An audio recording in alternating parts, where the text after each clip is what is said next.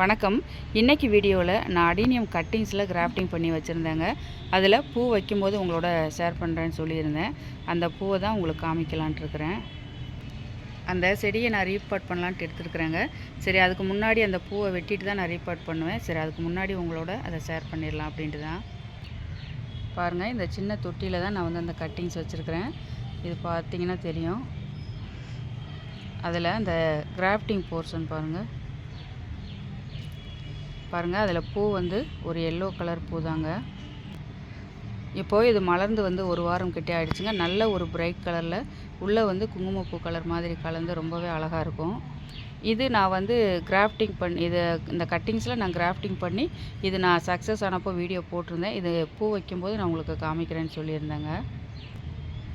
இது பாருங்கள், ரொம்ப சின்ன பூவாக தான் மலர்ந்துருக்குது. இது கூடவே நான் வந்து இன்னொரு செடியில் வந்து இதே மஞ்சள் வந்து கிராஃப்டிங் பண்ணியிருக்கிறேன். அந்த மொட்டு கூட காமிக்கிறேன். அது இன்னும் மொட்டு மலரலை, நான் அதை உங்களுக்கு காமிக்கிறேன்.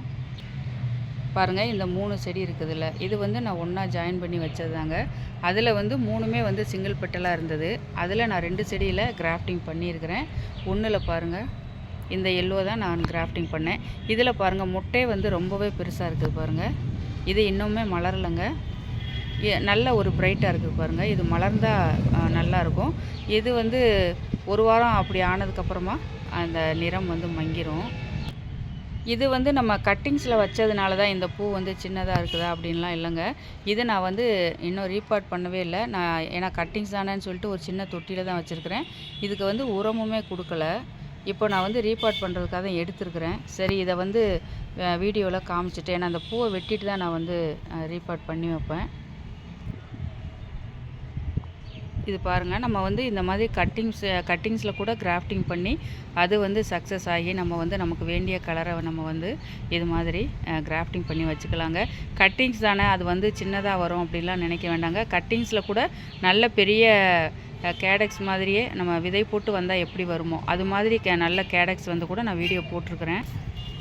பாருங்கள், இந்த தொட்டியில் கூட 2 கட்டிங்ஸ் வச்சுருக்குறேங்க. இது வந்து இப்போ தான் வச்சது, சமீபத்தில் வச்சு ஒரு 1.5 மாதம் கிட்ட ஆகுதுங்க. இது பாருங்கள், இது மாதிரி தான் சின்னதாக தான் ஆரம்பத்தில் இருக்குதுங்க. நாள் ஆகும்போது இதுக்குமே நல்ல ஒரு கேடக்ஸ் மாதிரி வடிவம் வந்துடும். இந்த கட்டிங்ஸ் பாருங்கள் பக்கத்தில் இருக்குது. இது வந்து கொஞ்சம் நாள் ஆனது. இப்போ இதை நம்ம வந்து அப்ரூவ் பண்ணி பார்த்தோன்னா உள்ளே வந்து நல்லா அழகாக ஒரு கேடக்ஸ் வந்து வந்திருக்கும்.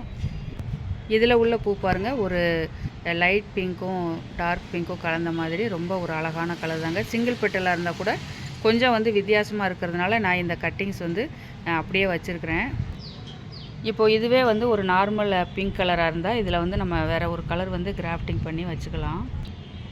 நீங்களும் கிராஃப்டிங் பண்ணுறதுக்காக ஒரு செடியை வந்து எடுத்து அதை நம்ம கிளைகளை கட் பண்ணிவிட்டு அந்த நார்மல் பிங்க் கலர் அப்படின்னு சொல்லிட்டு அதை நான் இங்கே கீழே போட்டுறாமல் அதில் வந்து ஏதாவது ஒரு நல்ல கலர் வந்து கிராஃப்டிங் பண்ணி வச்சுக்கோங்க. இதை நான் ரீபாட் பண்ணிவிட்டு இதை அடுத்து வந்து உரமெல்லாம் கொடுத்து நல்ல பெரிய பூவாக வைக்கும்போது நான் கண்டிப்பாக அதையும் உங்களோட ஷேர் பண்ணுறேங்க. இன்றைக்கி வீடியோ எப்படி இருந்ததுன்னு மறக்காமல் கமெண்ட்ஸ் உங்களோட கருத்துக்களை பதிவு பண்ணுங்கள். இதுவரை வீடியோ பார்த்ததுக்கு ரொம்ப நன்றிங்க.